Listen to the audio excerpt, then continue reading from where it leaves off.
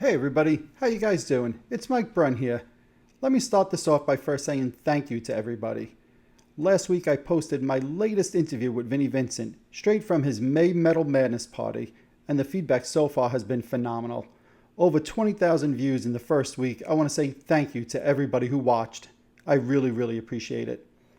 It came to my attention after I posted the video that some people were saying they had a little bit of a hard time with the audio. I knew when I posted it, it had a little bit of an echo on my side, but honestly on my side it sounded really fine and I thought there was no problems. But too many people are saying that they had a little bit of a hard time hearing it, so what I wanted to do was go back, remix the audio, re-EQ it, and re-upload it. So that's what we have here right now, a new version of that same interview with hopefully newly improved audio for everybody. If you watched the interview already, obviously this is going to be the same thing. You don't need to watch it again, but of course you're more than welcome to. And if you had some hard time with the audio the first go around, hopefully this time you'll feel like the audio is really great. Alrighty, that's it. I just wanted to say thank you once more, and here it is, my interview with Vinnie Vincent. Hey everybody, and welcome to the latest episode of The Rock Experience with Mike Brunn. On this episode, I am super excited to have back with me none other than Mr. Vinnie Vincent. This past weekend, I was at his May Metal Madness party, and Vinnie was kind enough to sit with me for an hour, giving me an exclusive interview at his party. We covered a whole bunch of topics, including the Vinnie Vincent Invasion last concert, what it was like when Vinnie got that call in 1989 or 1990 to come work with Kiss again on the Revenge album. We cover a little bit more information about his albums he plans on releasing in the next year. He also gives us an update on the box set, as well as some more thoughts and insights on the DVD he filmed from his last party. There's a whole bunch of information in this that I think you guys are going to really enjoy. There's lots of other topics covered as well, so let's jump in and let's get started.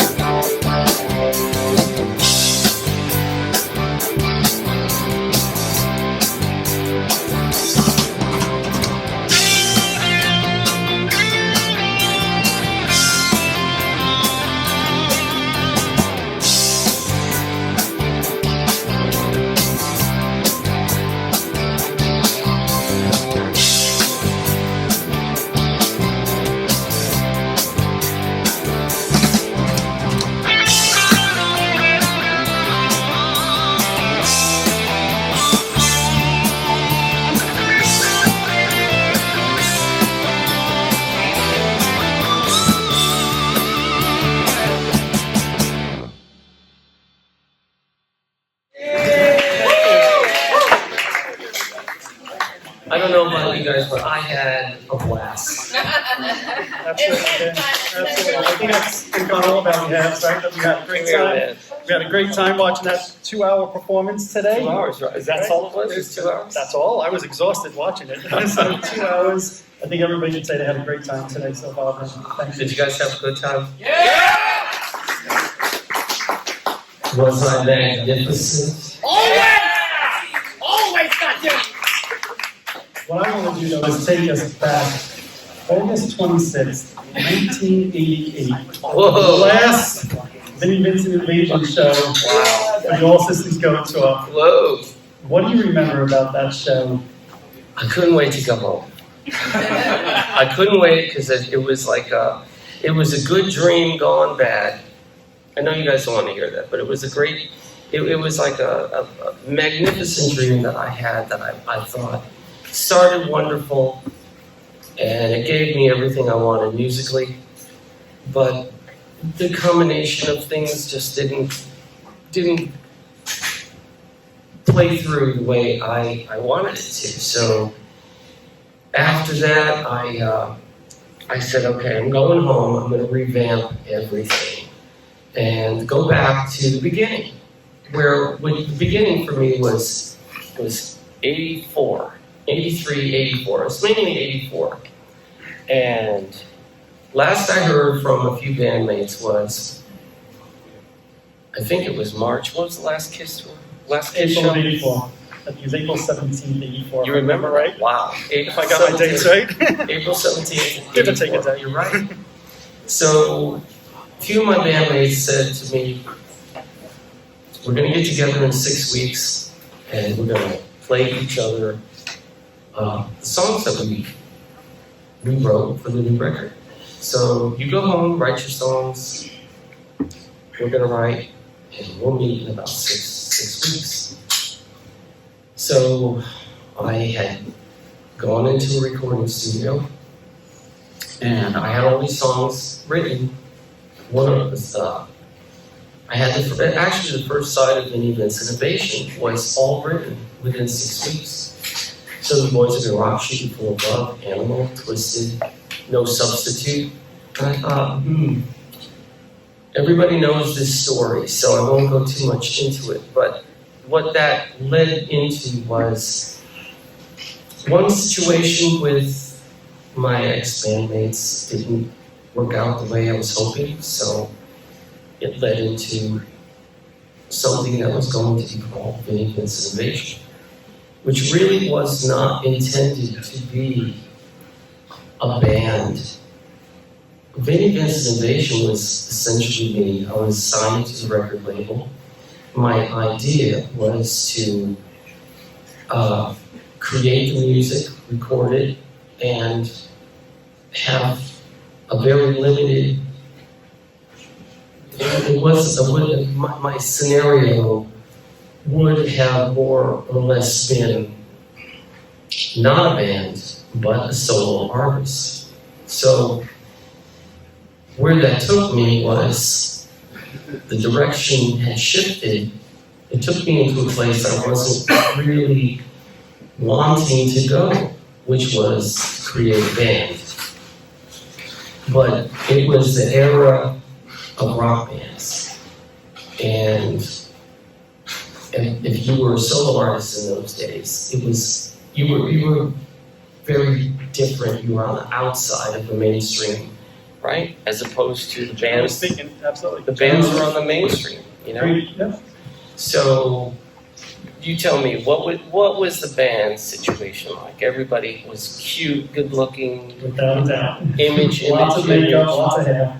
lots of makeup, lots of hair, image, cute. And talent really was not as important as just image. So what began for me as a solo project was handpicked. It was all I wanted was a singer, one singer that could execute my songs the way I had envisioned them to be.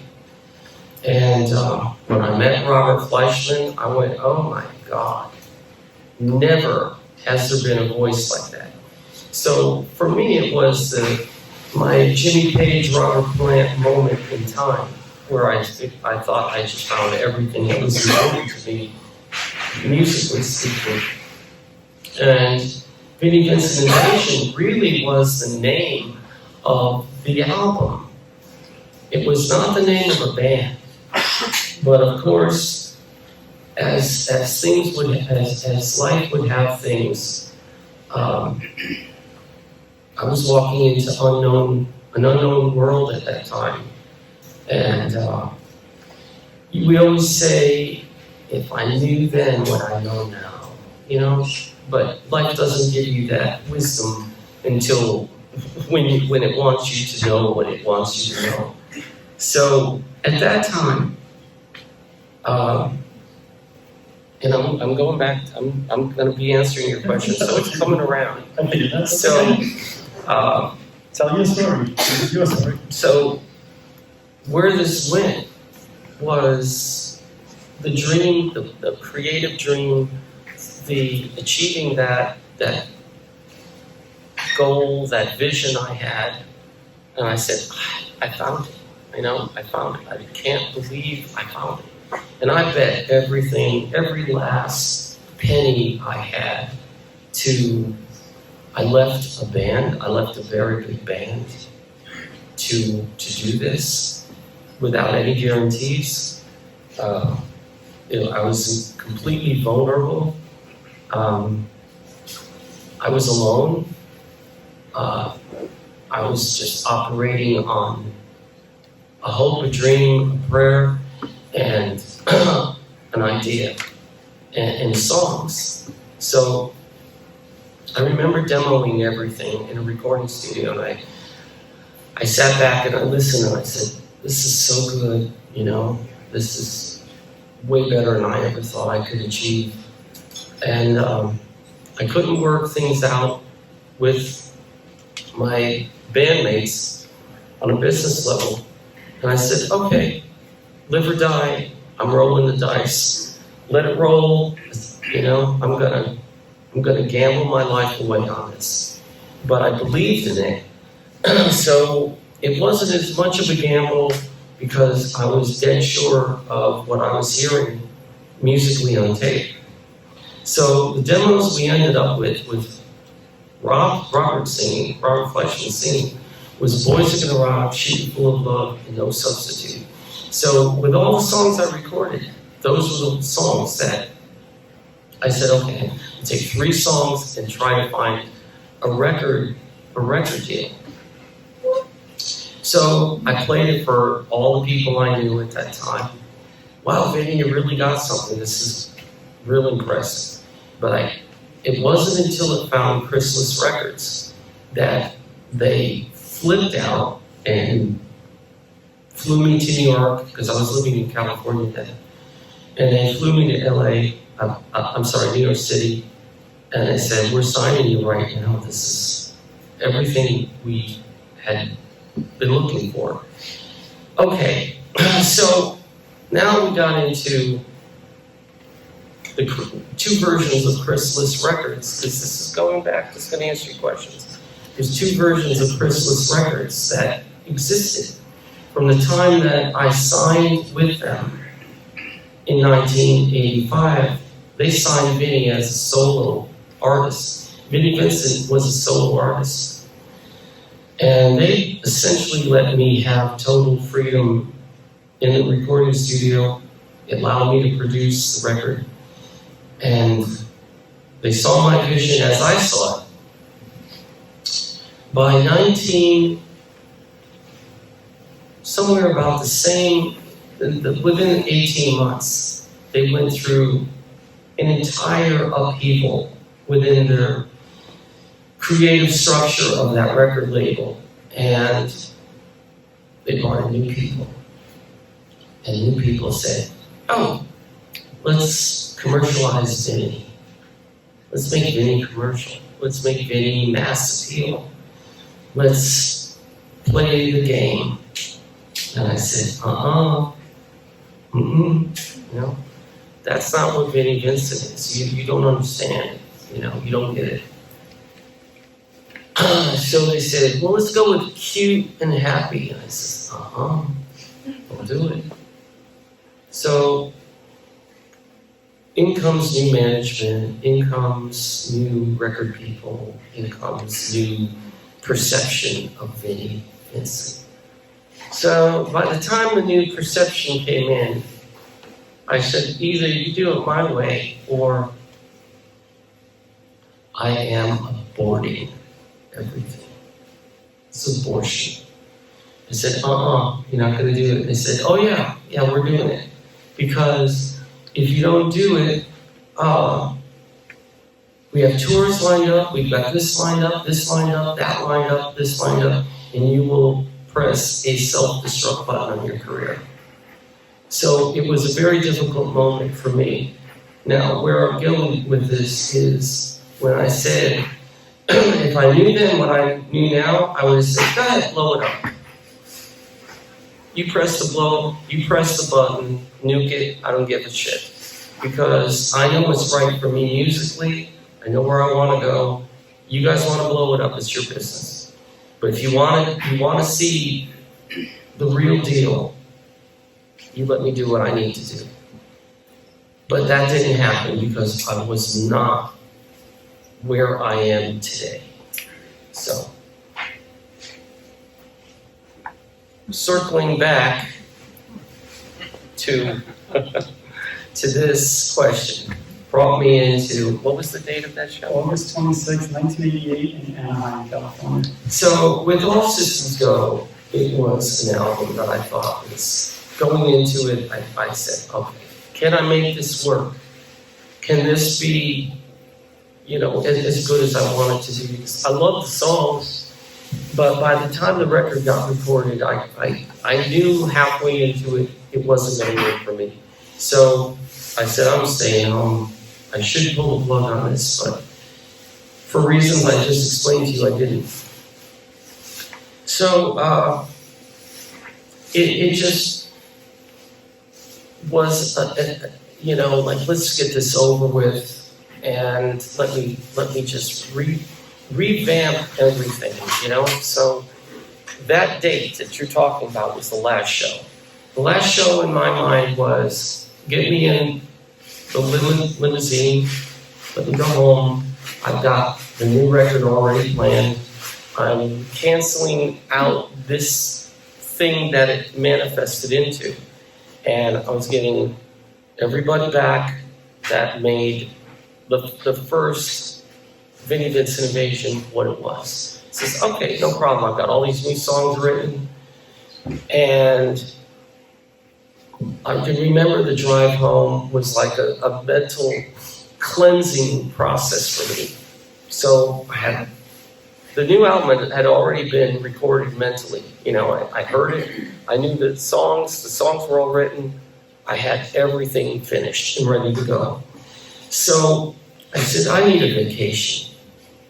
So I went on vacation somewhere for a couple of weeks, and my management company called me and said, Chrysalis, we have a little problem. I said, what is that? He said, their legal department had forgotten to pick up your option for a third album. So they want to know if you would waive their error, their mistake. I said, well, what happens if I don't waive their error? He said, you're out of your contract. I said, I think it's time to go. I said, let's get out of this, So I had been a free agent then after that. So I said, I'm sorry, the direction you're taking Vinnie Vincent into and trying to mass appeal me is not going to work with the formula that they wanted to put me into. You can't formalize certain artists. You can't create. If we add this ingredient, boom, it's gonna come out exactly what we want. So I didn't think, and I still think that all my decisions were right for me at the moment, at that time. So I said, look, let me decline. I didn't want to leave them, but the people that they had hired at Chrysalis did not have the vision. They couldn't see exactly who I was as an artist. So I thought, all I need is my music. It doesn't really need a record label, because it will find where it's going to go. It'll find the right place, which is kind of a weird thing to say. But at that time, we're talking 1989, I went to record Guitarmageddon, and this was 89 and 90. And I went through a lot of process before I got to, I went through different singers before I got to the right formula again, which at that time was Robert Fleischman. So let's just go back to what we had, So we recorded the record, and I had signed with a record company, and they had gone bankrupt. I said, well, that's cool. I got my tapes. I've got all my master tapes. Because the record company was not that important of an issue to me. What was important was that, I sometimes I block things out. What should be really important sometimes isn't. And a record company was just made more or less just a vehicle, But I'm still going to, my music was, was going to get me where I wanted to go as long as it was pure. So I'm a purist, is really what I'm trying to say. So if it's not pure and right for me, it doesn't work. I don't care what record company, what this, what that, but it's that music, it's that result, it's what my ear hears that says, you got it, you did it, you know. So without that, you know, it doesn't matter, you know, it's all just window dressing, it's you know, it's that crapola that you go, oh, looks good, but ultimately, you know, did it serve the artist? Is that artist well represented? And it works for a lot of people, but at that point it didn't work for me. So I took all the master recordings, took them home with me, and the 90s had now come into play. Go ahead. Well, You got questions, Yeah, right? let me interrupt you for a moment. Right, so it sounds to me like coming off the stage that night, you kind of knew that was going to be the end of that version of Vinnie Vincent's Invasion or Vinnie Vincent, right? There was hopes to put out a third album, Yes. back with Robert again. But at the same time, you got a phone call from your old band Yes. looking to work with you again. Yes. How did that come about, and were you surprised to get that phone call? Because you just alluded to the fact that in '84 you kind of Come on over. right, so you just alluded to the fact in '84, right? You kind of walking off the stage with them, never coming to an agreement with them on the business aspect of things. How surprised were you in '89 or '90 when you got that call, and who was the one that actually called you? Okay. This is what I remember. It was 89, 89 to 90. It was right there at the breaking point. I was in an office of A&M Records in Los Angeles, and I was sitting there, and in walks Gene. Hey, what are you doing? Oh, Vinnie Vincent, you know, what are you doing? Oh, good to see you, you know. It was really nice to see him. And by the way, we had a fantastic band. The lineup of Eric Carr, myself, Gene Simmons, Paul Stanley, best band ever. Yeah. In my opinion. That was my ultimate band. So, just to let you know my feelings, my true feelings. It wasn't going to get much better than that, you know. I don't think it could have been. So, unfortunately, we couldn't work out other things that were important too, but okay. So we got to talking, hey, it's really great to see you, you know. Do you miss me? I miss you. And I did. I miss them. I really miss both of them. We had a lot of fun together, you know, a lot of good times. And he said, no, I don't miss you. I said, well, that's okay. I miss you too. But anyway, so seriously speaking, I don't know how it really came about, but it was, you know, we sat there and I think it was just talk. You know, we wrote some great stuff together, you know. So what are you doing? Oh, we're recording a new record.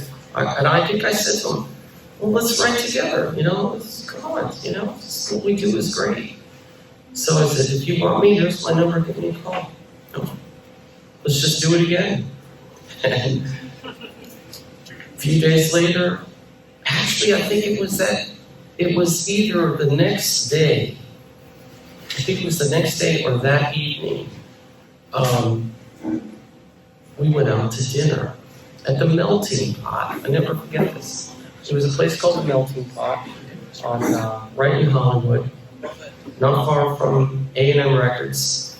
And Paul came down, Gene, myself, and there was someone else I can't remember at this moment. And we just sat there and had some dinner and didn't talk, you know, about the band or anything. But I think it was just shortly after that, I think it was Gene who called. Said, well, let's get together at my house and see what we come up with. And you know, we have in my opinion, I think if we worked together today, we would kill. We would just kill. You know, we just, there's a certain thing we have, I don't know. Some people just always have that thing, you know? And I think we have that. So we got together and we went through all of the ideas and they were pretty good, you know? And little by little we go, I like that one, you know? And that's kind of how it happened. And I always brought my cassette recorder with me to record everything because in those times, I guess it would be about the same today. But if, you know, you come up with an idea, the next day you're going to forget it. So it was just having my tape recorder there so we could remember what we came up with. Let me ask you one thing. Yes, So yes. you said you were writing for Guitar Get. Yes. And also, right, what any of the Kiss songs, early versions for that album, like did you keep the two projects separate? The two projects were separate, yep. There was no Kiss ideas, there was no Guitar Mageddon ideas that ended up on Revenge. But the real interesting thing that happened was in watching, you know, coming up with a lot of different songs and then saying, that's that one I like, you know?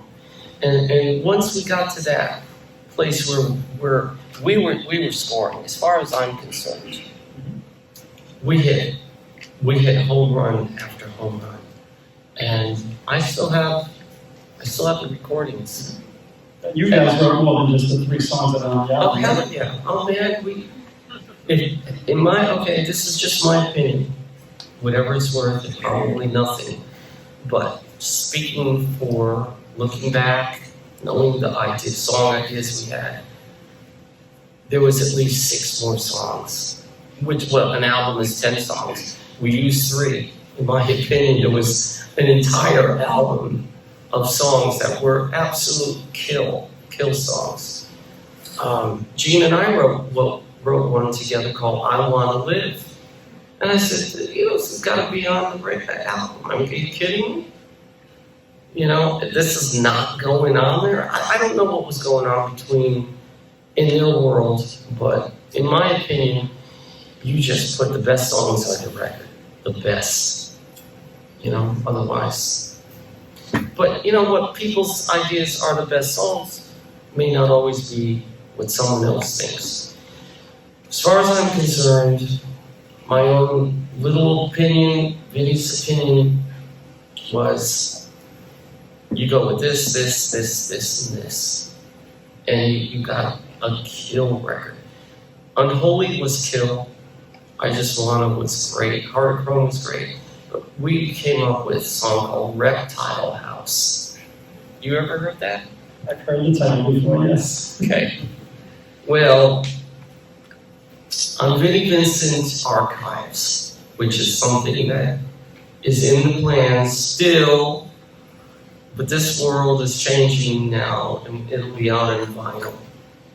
But all of the work that we had done together for the Revenge album is going to hopefully, with their permission, be released on the Vinnie Vincent Archives. So all of these sessions that I talk about, all of these, you know, here's the cassette deck right here, and we're going, hey, you like this idea? It's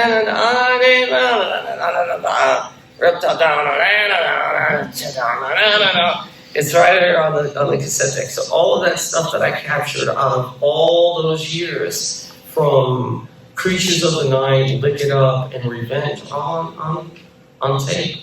So let me pause you there for a moment, because obviously a lot of fans always ask about the Archives box set, right? Yeah. And, you know, maybe some people have been waiting 25 years to see that, right? What's the status of that? The status is that God has opened up the Red Sea for Vinnie Vincent. And for a long time, Red Sea was hard to get through. You know, anybody who studies the Bible kind of knows a little bit about that, what I'm talking about. But it's opened. I had nothing to do with it. So all these people that came into my world, my life in the last year were not of my asking, it wasn't of my doing. So it was just whatever you want to call that power just said, all your work you've done is going to be. And here's all the people that I'm bringing to you. Here's how it's going to happen. Here's the people that are going to bring it to life. And here's my proof that this is going to be.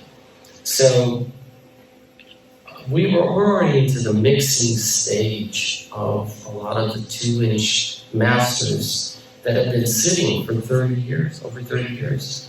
And they are so full of blood pumping life that I'm shocked at what I'm hearing. So, Vinnie Vincent Archives will be a collection of everything that will finally see the light of day. But what started over 25 years ago in a small, tiny format will be vinyl. It'll come to pass as vinyl. It's going to be very impressive, the artwork. We've got most of the artwork done, so we're almost 4 albums of artwork and mixes, song mixes, recording, record mixes. We're very close. It's not going to be very long before this turns into reality. What date? I don't know. I have no date. So people always say, oh, I'll believe it when I see it. Well, thank you for those who have faith. If I could be Samantha and just go, life could be a lot easier, but some things that don't happen when you want them. They just happen when life says yes. And I know, Vinnie, you and I were talking, and obviously everybody here, a lot of fans are excited for new music, right? But I think you also understand that some fans that feel a little bit like, well, show me, right? Like, I've been waiting a long time, show me. Of course. What do you say to those fans? Look, things aren't easy. They've never been easy for me. I'm always the underdog, and the way things happen for me is not how they happen for everybody else. Everybody else seems to get, I'm gonna put a record out, here, And for me, my last 25 years have been really difficult. So I gotta go with, however God works it out for me. And I can't even believe I'm talking to you saying, well, this is really going to happen, because there was a point where I said, okay, you won. Whoever you are that said no, I figured, okay, you won, got it. But somebody finally said, never say never. Well, we hope so. We hope we see that music. I do want to go back to Revenge, if you don't mind, though. During the time you were working on that with Paul and with Gene, did you see Eric Carl during that time? And were you aware that he was sick? Very aware. The whole year we worked almost every day for an entire, almost 2 years. It was almost 2 years we were together, from almost the middle of '89 to middle of '91. And I knew Eric was very sick, and Eric and I talked a few times. And he passed away during the recording of that. And I did not see Eric. What was your question? I was wondering if you knew Eric was sick, if you had seen him, and if he was involved. Oh no, I knew he was very, very sick. And I remember very clearly at that time, I was in denial of him, of how sick he was. And I didn't really want to know. You know? So even today, it's very hard to accept it. But that moment back then, it was like, he's fine. He's all right. And that was how I looked at it. Was I know he's not, but in my mind, I'm saying he's okay. Right. And once we talked, it was strange. He sounded normal. He sounded just like he always did. Mm-hmm. And I didn't even want to ask him about anything because I didn't want to face the reality of what I knew he was going through. But the few times we talked about like in depth about a lot of things and the things he wasn't happy about. And I just, it was almost too big for me to be in his world, to know what he was going through. And then he passed. I wanted to know more about why. And I found out a few answers I wasn't happy about. But that's for another interview. Okay. So then let's go on the brighter side, right? So obviously, like you said before, there's demos of the revenge songs with you playing Unholy, I Just Wanna, right? You were writing the songs with them. I've heard rumors that there's even potentially some of your guitar parts made it to the final album. I don't know if that's true or not, but is there any part of you on the album? Interesting. That's an interesting question. It could be. We spent so much time together. And there were moments I remember where Gene says, tape was rolling. Here, you play this part, you know. And it's very well could be. I just don't remember because it was the studio after studio after studio, every day, 24 hours on call. But that's how we always worked. Sure. We were a 24-hour a day band. From writing, it was 24 hours a day. Recording, the same way. I don't remember it being any other way. So I do remember sleeping on the couch at Right Track Studios in New York City during Look It Up. It was 5 a.m. and Gene said, "Wake up, you got to do a guitar solo." Vinny, wake up. So I go, what? Come on, you got to play a solo. I said, what? You got to play, come on, you need to play a lead. I says, no, I'm sleeping. No, you got to wake up. Okay, give me like a pot of coffee, you know. But that's how we worked. Did they ever ask you to do a solo credited on the Revenge album? I do remember that, yes. But I won't answer that now. Okay. But I do remember, here, play this. Right. So, but I don't remember exactly, you know. My memory is a cloud only because we were going from studio to studio to studio. And we were just recording songs as we were enhancing them and producing them. So it wasn't like we wrote everything and then went into the studio and it was all planned. Mm-hmm. So it was like growing as we were rolling the tape, you know.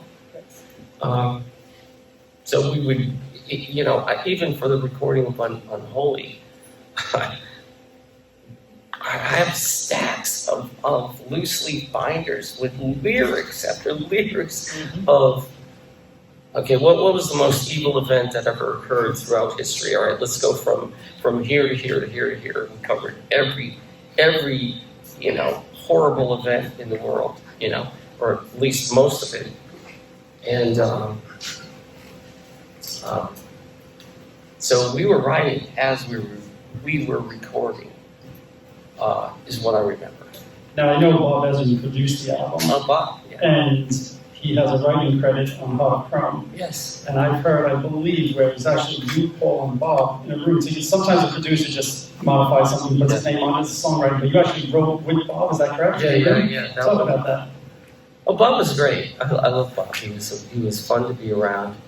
And he was a good input, you know. He would go, because Paul and I were working with that song, and Bob was at Paul's house, and he was like, "Oh, you know, go play that, you know. I like that one, you know," because you know it was the exchange of ideas, and Bob was really good to say, "This one works. I like that one. No, don't do that one." You know, so sometimes having that outside person there with you that you know is familiar with the band kind of steers the ship on it, you know? Yeah, Bob was great to work with. During that time, obviously, Bruce Kulick was in the band. Yes. Did you ever see him during those sessions? Yes. How did he react to you writing? Bruce I like Bruce quite a bit. Real nice. Yeah. Did you ever think you were getting back into the band, or did you think it was just songwriting and that'll be it?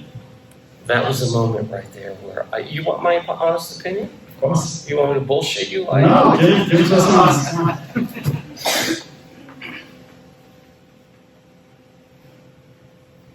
I think those are very important two little words because it's me thinking this. But we formed this thing where, you know, we were the Vinnie, Gene, and Paul glue was beginning to, you know, the bond was getting there creatively.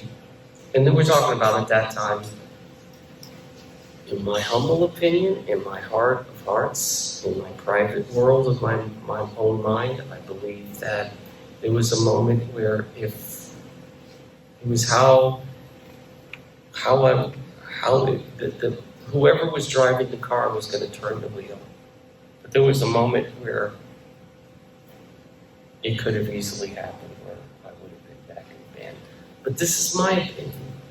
Don't take it as someone else's opinion. Were you wanted to be back in the band at that time? Yes and no. Yes and no. Yes in a big way. And maybe not quite as, you know, and not for my own little reasons of no. But yes in a big way, of course, you know, because we're just a natural team, you know. So when you're natural, you want what feels natural to you, you know, to be, you know, if you have a boyfriend or girlfriend and they feel so great to you, and that's, you know, you have such a great relationship in a certain way, and you don't want, you know, what are you going to look for someone else, you know? This person works for me, they know me, I know them, and, you know, it's a great marriage, but maybe there's something there that doesn't work, you know? So, it didn't happen, but it could have. So coming And off I mean, it really could have. So coming off of that, then you went back to doing your own material. Well, this was 1991. Now, the album, Eric passed away in November of 91. And I think it was either late 91 or early 92 the record came out. May of 92. What was it? May of 92. May of 92. Wow, you know this. I don't know why I know. That's another issue altogether. May of 92, wow. And what was your question? About? You started working on your own material. May of 92. Right after, so after you worked with Kiss on the Revenge album, you I did, started going back to putting that into your own material. You ultimately, I used to be dating in 95. 1995 or 96, I released a CD, but you know what I had done was go back to the record I had created, which was Guitar Armageddon. But I started listening to everything and being kind of, you know, this, you know, perfectionist, purist that I am. I go, oh, I don't like that. Oh, I'm going to change that. I'm going to make it this. So then I started taking all those tracks and starting to go back into a studio to go, there's the verse I should have done. Okay, but now I got it, you know. So I spent most of the 90s doing that. And then I said, well, geez, I got all these other tracks that I want to go. Most of the 90s I spent in a recording studio, one way or another, going from power ballads to finishing up the Euphoria CD. Was that CD that were demos. They were just demos. And how that came about was I was doing a KISS convention in Europe, and so he said, "You need to bring some music with you, CD." And I said, "Okay, I got these songs, blah blah blah blah." So I went in and demoed them, but it was just a demo. And I said, "So wow, I got all of that. Let me just turn that into master recordings." So master mixes, master recordings, So a demo is mainly your idea, your idea of what you think a song is going to be. Then it grows from there. So most of my 90s were recording, and boy, I got a lot of stuff. Is that some of the stuff that you think will be either on the archives box or some of the new material that you're coming to? Yes, everything I have is coming out. Everything. So there probably isn't anything that's not coming out. And I even wrote 2 country ballads, country music ballads. So those are coming out. And hey, they're the real thing too. If you heard it, you would not think it's Vinnie Vincent. And I'll say this. I mean, you gave us a sample earlier today on some of the more melodic stuff. Oh, the power ballads? Yes, and I love that stuff. I think it's the best written stuff that you have. So I'm hoping that stuff also sees a lot of hell yeah. That's why it was like an introduction to say, you guys were here, you heard it. So when it's out on vinyl, you go, I was there, man, this is great, I love it, Yeah, so all this, it's all coming out, I know I can't believe I'm actually saying this and knowing for sure that it's really coming out, but it is, Before I would say it's coming because I got to figure out how to do it, but it's all happening now. While we're speaking, it's happening. And are these new recordings of those songs, or are they the original recordings from the 80s and 90s? They're the original recordings, and some of it is updated as, well, we got the original recording, let's go listen to it and go, let's just make this piece a little bit let's add that to that. So, but mainly it's all the original stuff. Well, like I said, everybody here is excited, but there's going to be people out there saying, we want it, man, don't let us down. It's okay, and they have a right to say that. I wish I was just, like I said, I just wish I could press these little tiny buttons and go, dun, dun, dun, dun, dun, dun, boom. But it just doesn't work that way for me, Only the privileged get to do that. I'm not as privileged as to be able to do that, So I have to wait my turn. So when God says, okay, you can do this. Here's your time. Here's your door. Here's how it works. I'm making it happen. Because sometimes I can beat my head against the wall and figure I've got all the answers on how to make something work. And it won't happen no matter what I do. You guys does that ever happen to you? Yes. You ever just want something so bad and you figure out a way to do it? And you figure, I'm going to make this happen. No matter what you do, it won't work. Does that ever happen? I mean, it's just life. I don't know. So this time it looks like it's working. I got the right people. Everything's been going the way it's supposed to go.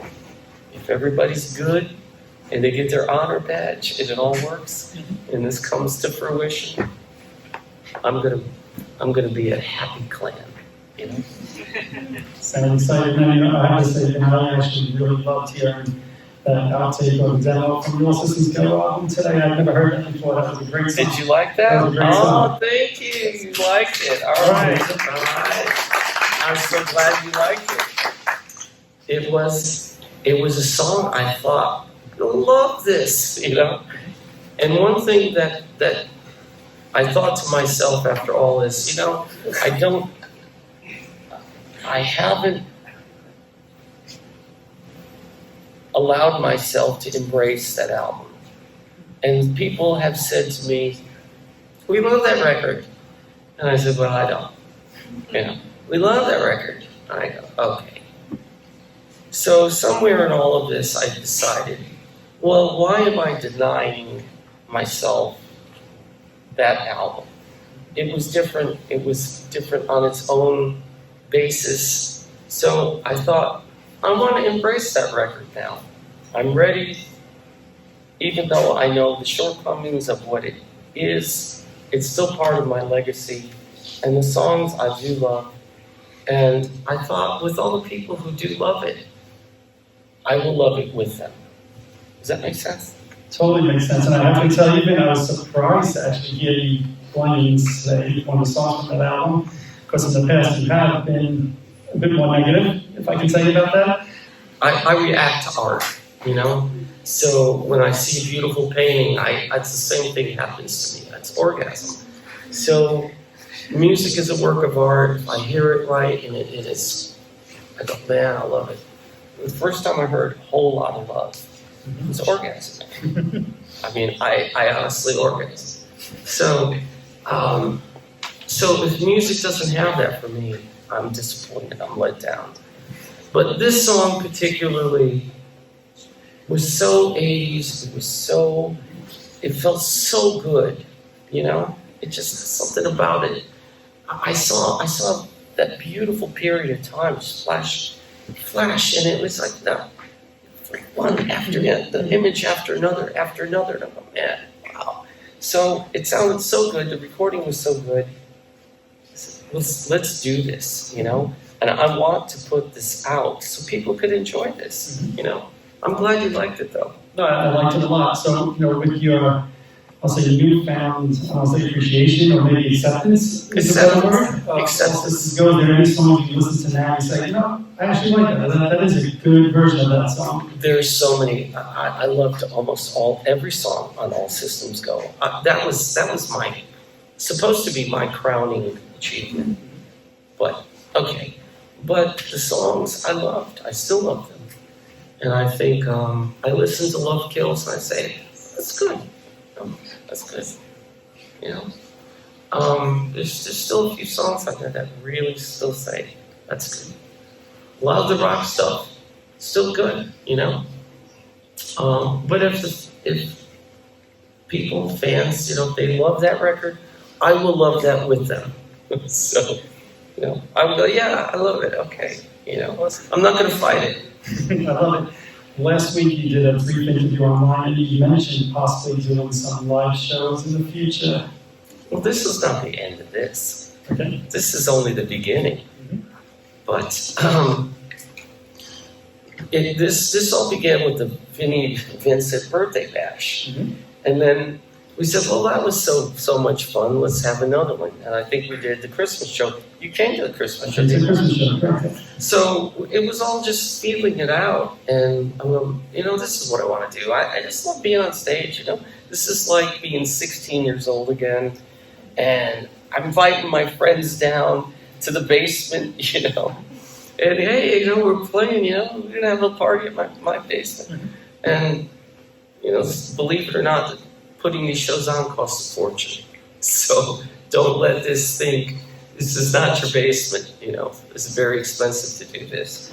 But I wanted to have that again, you know. I didn't want to be in a stadium. I didn't want to be in a place that was just nothing but a big echo chamber.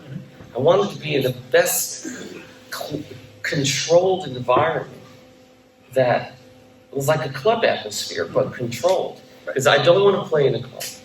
I just don't want to do that. Okay. Unless somebody's paying me a ton of money, I don't want to play in a club. Because clubs just, there's something that's dark and negative about a club. I don't know. But I thought if I could have a club, what would be the perfect club you would do something in? You know, where it's controlled, the sound is great, everybody's safe, I feel good there, and it's not people just, you know, riffraff walking in from wherever. And I thought, this is how I want to do this. So that's how this started to manifest itself. And so we went from the birthday bash, hey, we had fun. I remember Steve saying, you know, he drove from where's Steve? Steve Wilkie, where are you? You here? Here. This is my right arm. This is my heart, my soul. This is good. Steve Wilkie is my friend. I'm part of my team that is, you know, can't do anything with Steve. He kind of makes everything happen. This poor man, he drove up from South Carolina, and we didn't know what was going to happen. And I said, you know, we're having this birthday bash. I promised everybody food, so I'm cooking food at like 1 in the morning. I said, well, shit, I can't go to sleep. So, I want food there. He has a birthday party.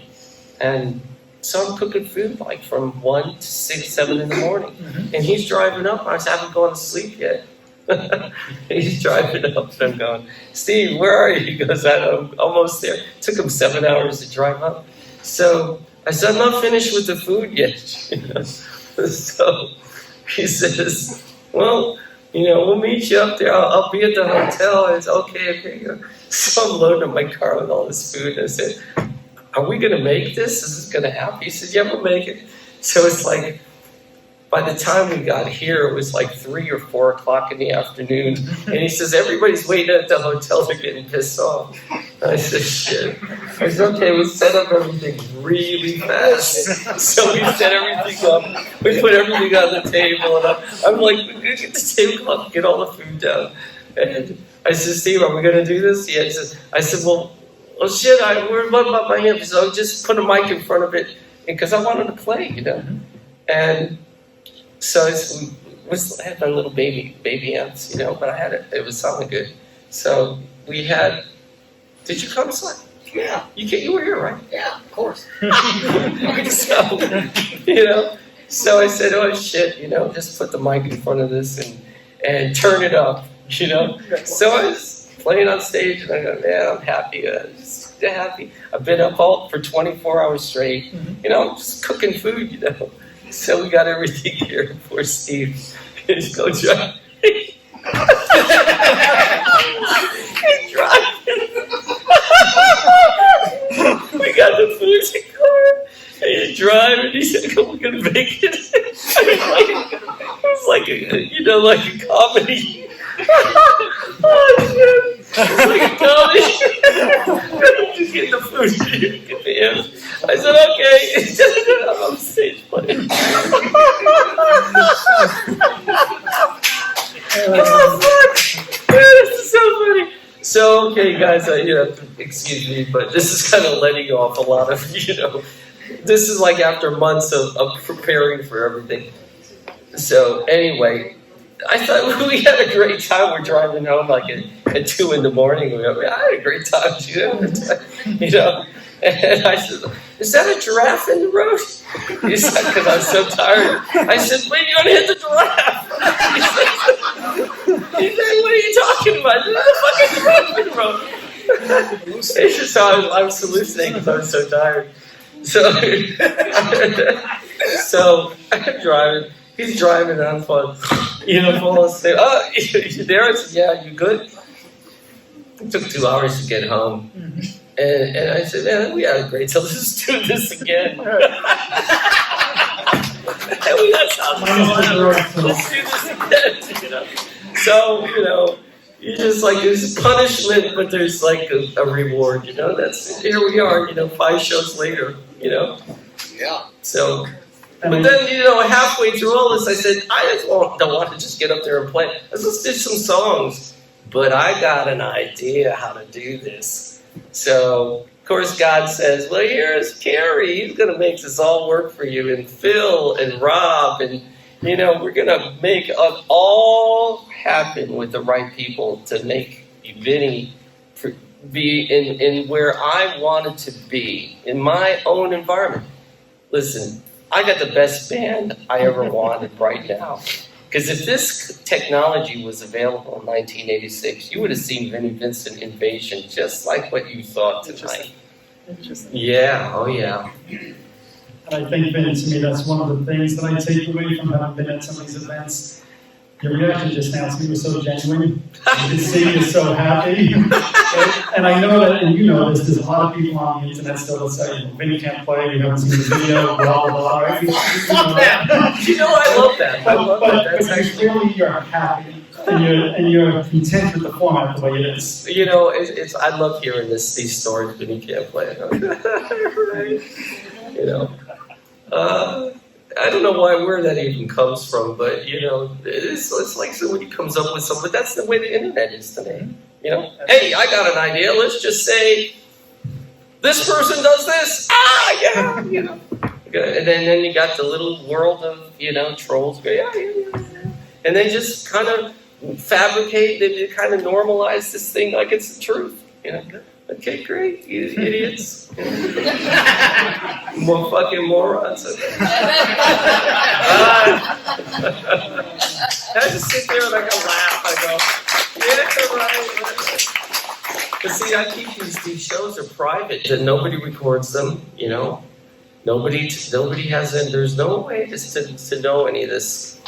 So that's what's so great about this, Because there's going to be a point where it's not going to be private anymore, I'm doing this to keep control over what people see, and when I'm ready for people to see it, I do it my way. I do everything my way, which is not how everybody else does stuff. Everybody else says, look at me, look at me, look at me, look at me. Did you see? That's how I do. Did see? And I get them all. They pop up on my phone all the time. I look at it and I go, oh, yeah, not you again. And then I go, and I see people I love. People that I would pay $5,000 for their autograph, And I go, I really wish you were not on my phone every day, And I really wish you were not just pontificating to me every day about what you think and what you want. It's not my way, My way is like, when I'm ready to tell somebody something, I'll tell it, Well, in your last part, you were mentioning putting out possibly a DVD from it. Is there any status update you can give us on? Yeah, we've been looking at the footage of it, so it's pretty interesting. There's times where the footage is like shaky, and times where it's stabilized, so got to find the little parts where it all says, okay, this is good, Yep. Yeah. Well, No, this was the last scheduled show, And when I say scheduled, it was like there was no more really planned after this, because I didn't want this to go on and on and on, because you see how private it is, And I really wanted this to be, let's blow it out here, And because I know the next months are going to be getting the music ready to put out, but I don't know, if there is one more, it may be a Christmas show with Vinnie and friends, and I would bring in some people that everybody, guest artists that everybody knows. But it would be different than this, And we would all get up on stage and play together, and, Nice. We'll look forward to that. And I know, like Would I you said, guys like something like that? A Vinnie and friends show? I mean, artists that you all know? Yeah. That could be fun, right? Yeah. We'll see. well, I want to give you a chance to sign and meet everybody here that you want to there. I want to say thank you for doing this with me again today. I loved Anything it. else you want to leave your fans with before Well, we you're wrap the up? only person I will talk to. And I want to thank you. Okay. again. I don't give interviews anymore. No more. He's the only one I will talk to. I don't know what I did, but thank you. Vinnie Vincent, thank you, Vinnie. Thank you, my friend. Alrighty, there you have it. I'd like to thank Vinnie Vincent for giving me the exclusive access to this interview at his party. It was a lot of fun, and I hope you guys really enjoyed it as much as I did. Thanks so much, Vinnie. If you're watching this on YouTube, hit that subscribe button below. If you're listening to one of my podcasts, subscribe over there as well. Also, head on over to Facebook and follow my page, The Rock Experience with Mike Brunn, where each and every day we talk about all the rock and roll music that you love. You could also follow me on Instagram and Twitter as well. That's it for this episode. Thanks again, Vinnie, and we look forward to hopefully hearing new music from you in the future. See everybody soon. Thanks for watching.